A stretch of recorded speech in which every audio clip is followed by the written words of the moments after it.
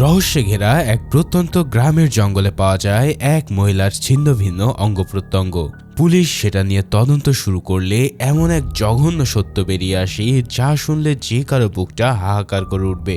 তবে এই ধোঁকার প্রতিশোধ যে কতটা ভয়াবহ হতে পারে সেটা তুমি কল্পনাও করতে পারবে না। এমনই এক ধোঁকা ও প্রতিশোধের গল্প নিয়ে তৈরি হওয়া মুভির এক্সপ্লেনেশন নিয়ে আজ হাজির হয়ে গেলাম। আজকের মুভির নাম ইল্লা ভিজান পুঞ্চিরা। তো চলো আর প্যাচাল না বাড়িয়ে শুরু করা যাক আজকের মুভি এক্সপ্লেনেশন। মুভি শুরুতে আমরা দেখতে পাই পাহাড় জঙ্গল আর রহস্যে ঘেরা গ্রাম পুঞ্চিরাকে। সকাল সকাল একটা কুকুর খাবার খুঁজতে গিয়ে বের করে ফেলে একটা কাটা পা, আর এখানেই সিন কাট হয়। পরের দৃশ্যে আমরা মধু নামের একজন লোককে দেখতে পাই। মধু পেশায় একজন পুলিশ অফিসার। তার পোস্টিং ছিল পুঞ্চিরা গ্রামের পাহাড়ের উপরের এক পাওয়ার স্টেশনে। আজ মধুর ছুটি শেষ হয়েছে, তাই সে বাসে করে রওনা দেয় মায়াপুরী নামের এক জায়গার উদ্দেশ্যে। মায়াপুরী থেকে বাস পুঞ্চিরা না গিয়ে অন্য রুটে চলে যায়, তাই বাকি পথটা জিপে করে সে পুঞ্চিরা গিয়ে পৌঁছায়। যাই হোক, বাসে মধুকে কোনো এক কারণে খুব বেশি উদাস দেখাচ্ছিল। মায়াপুরীতে নেমে ফোনে করা লিস্ট দেখে সে কিছু মশলাপাতি ও তেল ক্রয় করে, সাথে একটা মাংসের মশলাও সে কিনে নেয়, কারণ ফ্রিজে তার ছাগলের মাংস রয়েছে। এরপর জিপে করে রওনা হয় মায়াপুরের উদ্দেশ্যে। মধু জিপেও উদাস মনে বসেছিল। মধু জিপেও যখন উদাস হয়ে বসেছিল তখন জিপের ড্রাইভারকে তার স্ত্রী কল করে। মধু তখন মনোযোগ দিয়ে তাদের কথোপকথন শুনতে থাকে। আসলে ড্রাইভারের স্ত্রী প্রেগনেন্ট ছিল আর তাকে হসপিটালে ভর্তি করা হয়েছে। ড্রাইভারকে তার স্ত্রীর সাথে দুষ্টুমাখা আলাপ করতে দেখে কোনো এক কারণে মধু বেশ শূন্যতা অনুভব করে। কিছু দূর যেতেই ড্রাইভার মধুকে বলে কাল রাতে অনেক বৃষ্টি ও বজ্রপাত হওয়ার কারণে পাহাড়ি রাস্তা পিচ্ছিল হয়ে আছে, তাই সে জিপ নিয়ে পাহাড়ের উপরে যেতে পারবে না। যার কারণে মধু যেন জঙ্গলের রাস্তা দিয়ে শর্টকাট নিয়ে পাহাড়ের উপরে চলে যায়। মধুও ঠিক তাই করে। সে তার সুবিধা অনুযায়ী এক স্থানে নেমে জঙ্গলের ভেজা পথ ধরে আগাতে থাকে। কিছুটা যেতেই মধুর পায়ে কিছু জোক আক্রমণ করে বসে, যার ফলে তার পা থেকে ঝরতে থাকে রক্ত। এগুলো মধুর কাছে নতুন কিছু নয়, তাই সে নিশ্চিন্তে পা ধুতে ঝর্ণার কাছে যেতেই এক গাছের গুঁড়িতে রক্ত দেখে সে ঘাবড়ে যায়। মধু আন্দাজ করে যে আশেপাশে নিশ্চয়ই কোনো হিংস্র পশু রয়েছে, তাই সে দ্রুত পা চালাতে থাকে। কিছুক্ষণের মধ্যেই মধু পাওয়ার স্টেশনের সামনে পৌঁছে যায়। এবার স্টেশনে না ঢুকতেই পাহাড়ের টিলার উপরে বসে ড্রিঙ্কস করার জন্য মদের বোতল সে বের করে। তখনই থমাস নামের এক লোক সেখানে চলে আসলে মধু তাকেও ড্রিঙ্কস পান করতে দেয়। থমাস হচ্ছে মধুর কলিগ, সেও এই পাওয়ার স্টেশনেই কাজ করে। মধুর ফিরে আসায় সে ছুটি পেয়েছে। পুঞ্চিরা পাহাড় স্টেশনে মোট 4 জন কাজ করে। তাদের যেহেতু এখানে 24 ঘন্টা ডিউটি, তাই তারা সবসময় দুজন করে ডিউটি করে। দুজন ছুটিতে যায় এবং তারা ফিরে আসলে বাকি 2 জন ছুটিতে যায়। এর জন্যই মধু ফিরে আসার সাথে সাথেই থমাস বাড়ির উদ্দেশ্যে বেরিয়ে পড়ে। মধু অবশ্য তাকে জঙ্গল থেকে সাবধানে যেতে বলে, কারণ জঙ্গলে সে রক্তের দাগ দেখে এসেছে। থমাস যাবার কিছুক্ষণ পর মধু ড্রিঙ্কস করে স্টেশনের ভিতরে আসে। স্টেশনে তখন সাজি নামের এক কনস্টেবল দায়িত্বরত ছিল। সাজিরও আজ চলে যাওয়ার কথা, তবে মধুর সাথে যার ছুটি থেকে ফেরার কথা ছিল সে তখনও ফিরে আসেনি, যার কারণে সাজি এখনো যেতে পারছে না। সাজি আবার ছিল ভেজিটেরিয়ান, তাই মধু সেদিন আর মাটন রান্না করে না। দুপুরটা সে সবজি রান্না করে কাটিয়ে দেয়। এরপর মধু ও সাজি একসাথে শাকসবজি খেতে বসে। তবে এইসব মশলা ছাড়া শাকসবজি মধু খেতে পারছিল না বলে ভাতগুলো বাইরে থাকা 2 বাচ্চা কুকুরকে দিয়ে আসে। বিকেলে মধুর ঘুম ভাঙে ঘাস কাটা যন্ত্রের শব্দে। সাজি হাউজের আশেপাশের ঘাসগুলো কেটে পরিষ্কার করছিল। মধু তখন 2 কাপ চা নিয়ে সাজির কাছে আসে। তখনই তাদের চোখ পড়ে যায় একটা পরিবারের উপর। এরা হচ্ছে এখান থেকে রিটায়ার্ড হওয়া এক পুলিশ অফিসারের পরিবার, যে কিনা এই পাওয়ার স্টেশনে 25 বছর ধরে কাজ করত। লোকটা কয়েক বছর আগে মারা গিয়েছিল, তাই তো তার পরিবার প্রতি বছর কয়েকবার স্মৃতি চালানোর জন্য এখানে ঘুরতে আসে। তারা এসে যখন মধুর সাথে কথা বলছিল তখন তাদের ছোট্ট ছেলে জয়মনের মনে পড়ে যায় সে গাড়ির চাবি গাড়িতে রেখে এসেছে, তাই দ্রুত সে সেটা নিতে যায়। আর এদিকে বড় ছেলে সাইমান আর তার মা আশেপাশটা ঘুরে দেখতে থাকে। তবে হঠাৎ প্রচন্ড বাতাস শুরু হলে বৃষ্টির আশঙ্কা পেয়ে মধু তাদেরকে হাউসের ভিতরে নিয়ে আসে।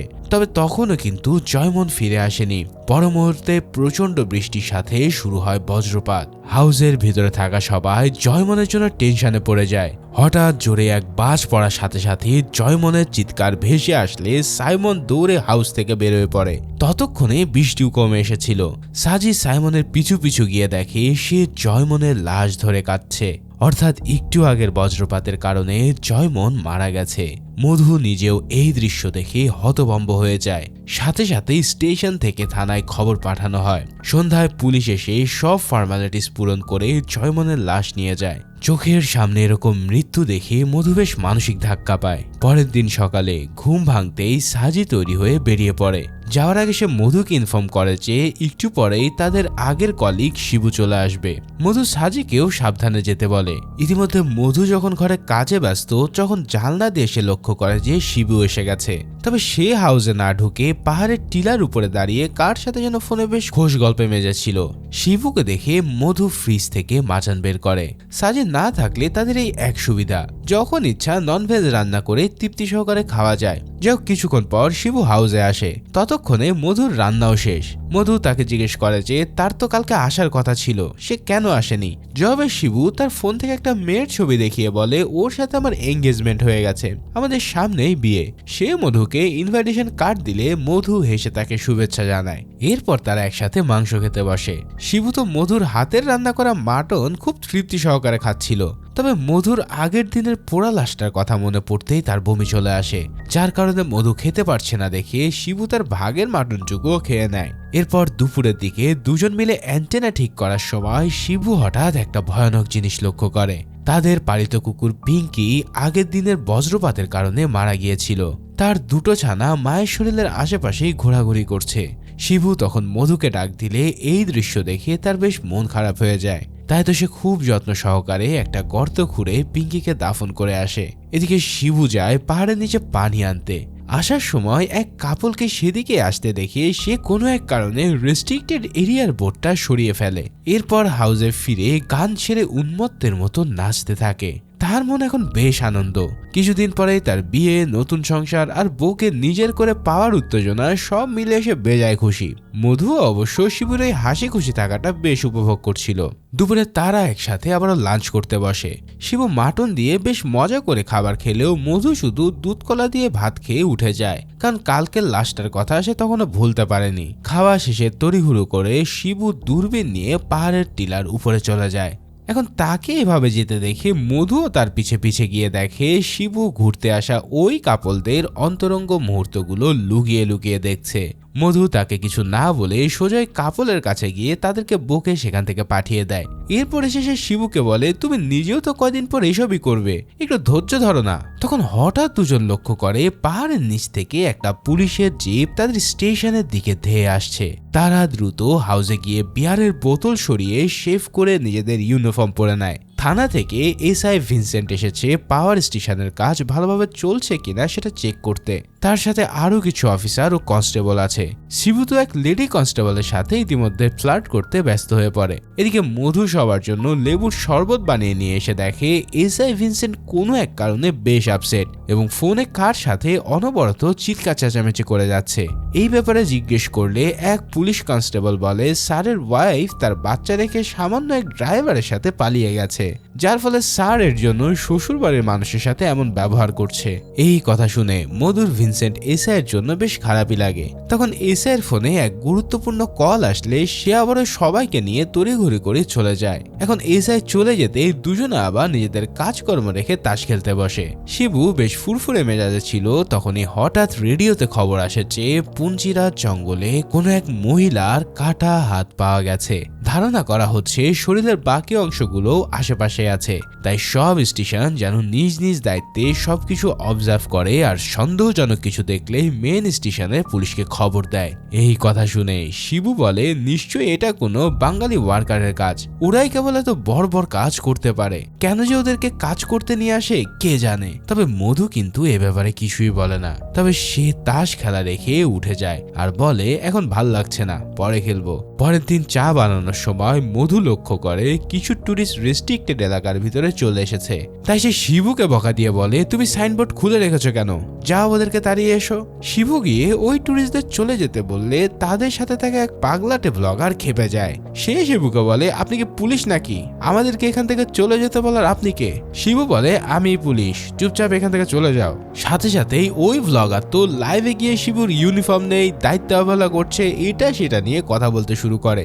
এক পর্যায়ে শিবুর সাথে ওই টুরিস্ট গ্রুপের প্রায় হাতাহাতি লেগেই যাচ্ছিল। তখনই মধু ইউনিফর্ম পরে এসে সবাইকে লাঠির ভয় দেখিয়ে সেখান থেকে পাঠিয়ে দেয়। এদিকে পুঞ্চিরার জঙ্গলে পাওয়া সেই কাটা হাতের ব্যাপারে পুলিশ আশেপাশের লোকদের জিজ্ঞাসাবাদ করতে থাকে, তবে কারো কাছ থেকেই তেমন কোনো ক্লু পাওয়া যাচ্ছিল না। ফরেন্সিক টিমের কাছ থেকে জানা যায় যে ভিকটিমের বয়স 30 থেকে 32-এর মধ্যে। পুলিশ যাতে বডি শনাক্ত করতে না পারে তাই খুনি তার হাতের চামড়া পর্যন্ত তুলে ফেলেছে। তাই উপায় না পেয়ে পুলিশ ডগ স্কোয়াড লাগিয়ে বাকি বডির পার্টগুলো খোঁজার চেষ্টা চালিয়ে যাচ্ছে। দুপুরে শিবু খেতে বসলে রেডিওতে ওই মহিলাকে নিয়ে একের পর এক ব্রুটাল নিউজ শুনে সে আর খেতে পারে না। তাই সে ভাতগুলো বাইরের কুকুর ছানাগুলোকে দিয়ে আসতে যায়। ছানাগুলো তখন তাদের মায়ের কবলের পাশেই ঘোরাঘুরি করছিল এবং পা দিয়ে এক স্থানে মাটি সরাচ্ছিল। এরপর শিবু ছানাগুলোকে ডাকতে সেখানে যেতেই তার রক্ত হিম হয়ে যায়, কারণ ছানাগুলো যেই স্থান খুঁড়ছিল সেখান থেকে বেরিয়ে এসেছে একটা কাটা হাত। শিবু ভয়ে এক মুহূর্তের জন্য জমে যায়। হঠাৎ পাশের ছায়ার দিকে চোখ পড়লে দেখে মধু তার মাথা বরাবর গুলি তাক করে দাঁড়িয়ে আছে। শিবু কি করবে বুঝতে না পেরে হাত দিয়ে মাটিটাকে ঠিক করে। সে এমন ভাবে উঠে দাঁড়ায় যেন সে কিছুই দেখেনি। এরপর পিছে ফিরে মধুকে দেখে বলে, কি ব্যাপার স্যার, আপনার হাতে বন্দুক কেন?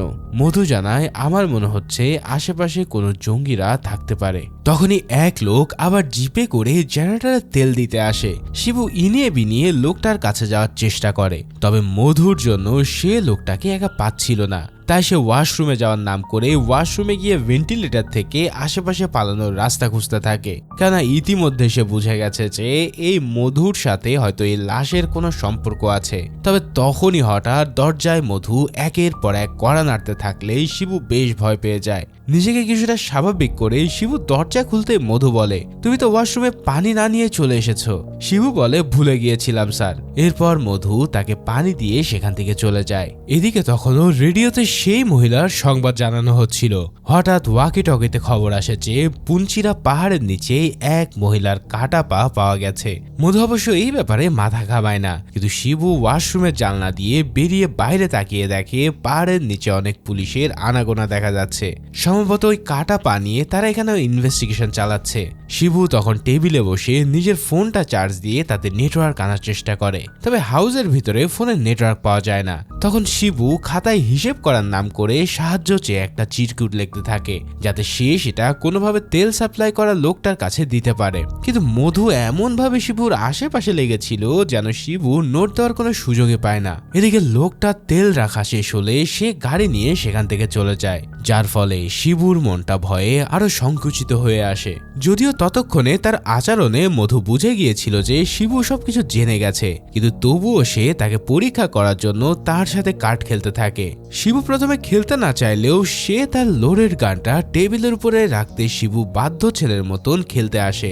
আজ মধু একের পর এক ভালো চাল দিলেও শিবুর যেন মাথা কাজ করছিল না। এভাবে হঠাৎ ওয়াকি টকিতে আবার ওই মহিলার লাশের ব্যাপারে বলা হলে শিবুর হাত থেকে কার্ডগুলো পড়ে যায়। এতেই মধু কনফার্ম হয়ে যায় যে শিবু সব কিছু জেনে গেছে। হঠাৎ লাইট ফ্লিকার করে উঠলে শিবু জেনারেটর ঠিক করার নাম করে ফোন নিয়ে বাইরে যায়। মধু হঠাৎ লক্ষ্য করে শিবু তার ফোনটাও চার্জার থেকে খুলে নিয়ে গেছে। তাই সে সাথে সাথে শিবুর কাছে গিয়ে বলে, তোমার ফোনটা একটু দাও তো, আমার একটু ইমার্জেন্সি কথা বলতে হবে। এখন সে ফোনটা দিলে মধু সেটা নিয়ে কথা বলার ভান করে পাহাড়ের টিলার উপরে যায়। এরপর ফোন থেকে সিমটা বের করে ঘষে সেটাকে নষ্ট করে আবারও ফোনে ঢুকিয়ে শিবুকে এসে বলে, তোমার সিমে তো কোনো নেটওয়ার্কই নেই। শিবুও ফোনের নেটওয়ার্ক আসছে না দেখে বুঝতে পারে যে মধু তার সিমটা নষ্ট করে ফেলেছে। এদিকে পুলিশরা ডগ স্কোয়াডের মাধ্যমে 15টা বিভিন্ন জায়গায় ভিকটিমের সবগুলো বডি পার্ট খুঁজে পেয়েছে। এখন শুধু একটা কাটা হাত পাওয়া বাকি, যদিও অন্যান্য পার্টস থেকে কিছুটা মাংস কাটা ছিল। এখন পুলিশরা সবগুলো টুকরো নিয়ে হসপিটালের উদ্দেশ্যে রওনা দেয়। অন্যদিকে মধু রান্না করার সময় খেয়াল করে যে পাহাড়ের এক পরিবার পিকনিক করতে এসেছে। সে গিয়ে তাদের বুঝিয়ে সুঝিয়ে সেখান থেকে পাঠিয়ে দেয়। এই সুযোগে মধুর ওয়াকি টকির মাধ্যমে রেডিওতে বার্তা পাঠানোর চেষ্টা করে সে, তবে মেন ওয়াকি টকি মধুর কাছে থাকায় সে আর সেটা করতে পারছিল না। তাই তো সে এবার চালাকি করে কন্ট্রোল সিস্টেমের পাওয়ারটাই অফ করে দেয়। শিবু জানতো কন্ট্রোল সিস্টেমের পাওয়ার অফ করলে কেউ না কেউ এখানে চেক করতে আসবে, আর হয়ও তাই। এসআই ভিনসেন্টকে কন্ট্রোল কন্ট্রোল রুম থেকে পুঞ্চিরা স্টেশনকে পাওয়া যাচ্ছে না বলে তাকে চেক করতে আসতে বলা হয়। ইতিমধ্যেই মধু পুলিশের জিপ আসতে দেখে বুঝে যায় যে শিবু কোনো গন্ডগোল করেছে। সে দ্রুত হাউসের ভিতরে গিয়ে দেখে রেডিও কন্ট্রোলারটা শিবু অফ করে রেখেছে। তখন সে এবার শিবুকে জিজ্ঞেস করলে সে বোকার মতো মধুর দিকে তাকিয়ে থাকে। এদিকে কন্ট্রোল রুম থেকে ভিনসেন্টকে জানিয়ে দেওয়া হয় যে পুঞ্চিরা পাওয়ার স্টেশনের রেডিও কাজ করছে। তবুও ভিনসেন্ট একবার চেক করতে পাহাড়ের উপরে আসে।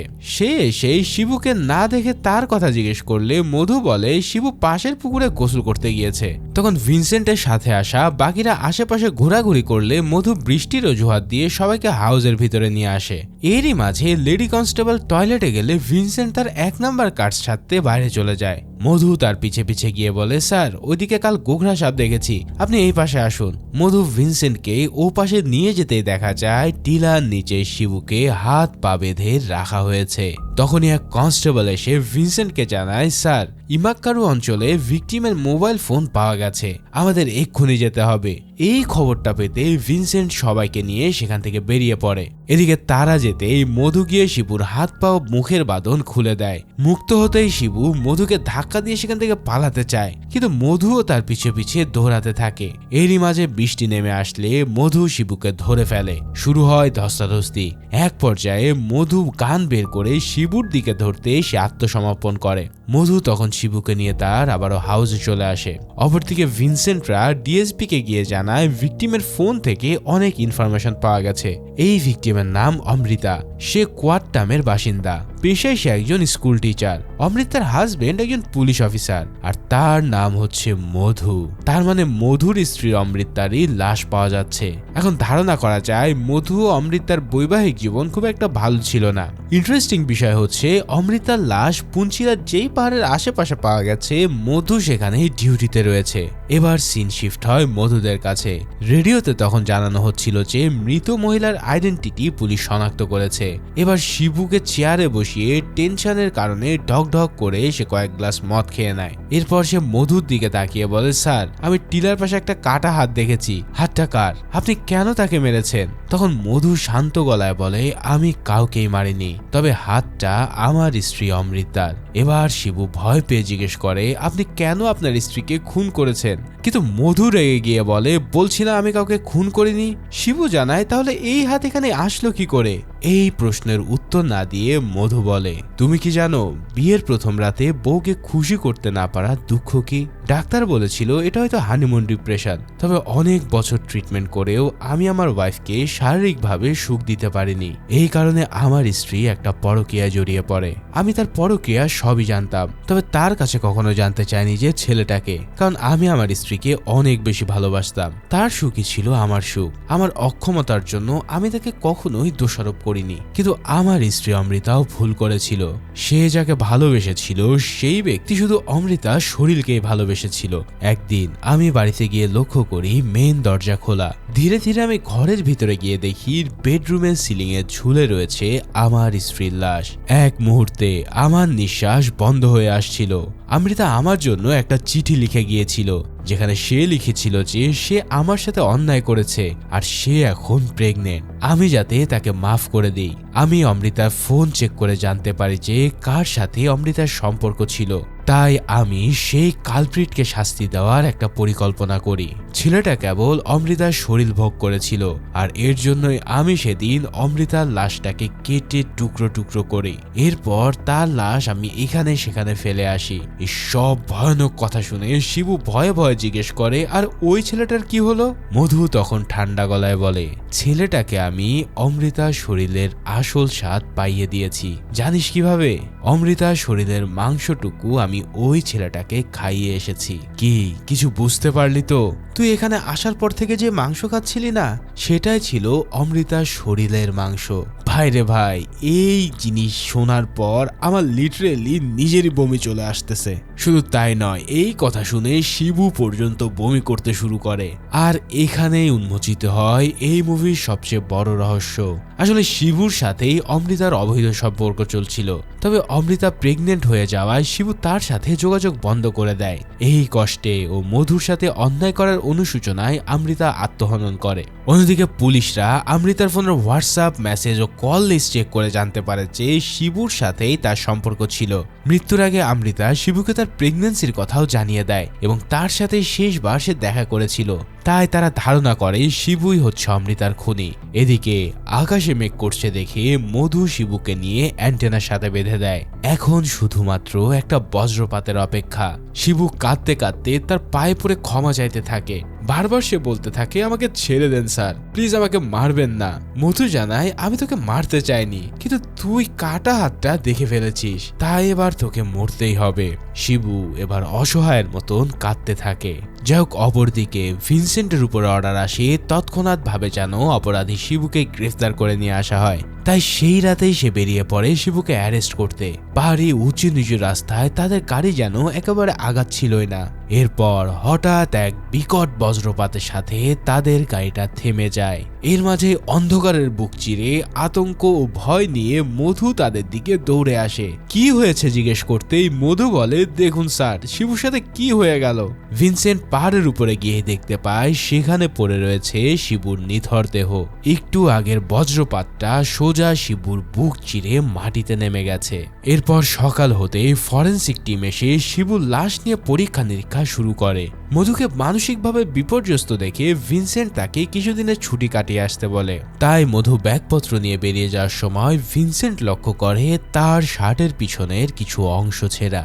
ভিনসেন্ট বিষয়টাকে তেমন গুরুত্বপূর্ণ মনে করে না। তবে কিছুক্ষণ পর শিবুর লাশের কাছে যেতেই কাঁটাতারের বেড়ার সাথে মধুর শার্টের একটা টুকরো পাওয়া যায়, যার ফলে সে অবাক হয়ে তাকিয়ে থাকে মধুর দিকে। ভিনসেন্ট ইতিমধ্যে বুঝে যায় যে এই সব কিছুর পিছনে মাস্টার মাইন্ড আসলে কে। তবে সে মধুকে এবার কিছুই বলে না, কেননা কিছুদিন আগে তার ওয়াইফও তাকে ছেড়ে পালিয়ে গেছে, যার ফলে সে জানে এই কষ্টটা আসলে কতটা গভীর। তাই তো সে পাহাড়ের টিলার উপরে দাঁড়িয়ে মধুর শার্টের ছেঁড়া অংশটা উড়িয়ে দিয়ে তাকে সব দায়ভার থেকে মুক্ত করে দেয়। আর ঠিক এই সিনের মধ্যে দিয়ে এই রোমাঞ্চকর রিভেঞ্জ থ্রিলার মুভিটা এখানেই সমাপ্তি ঘটে।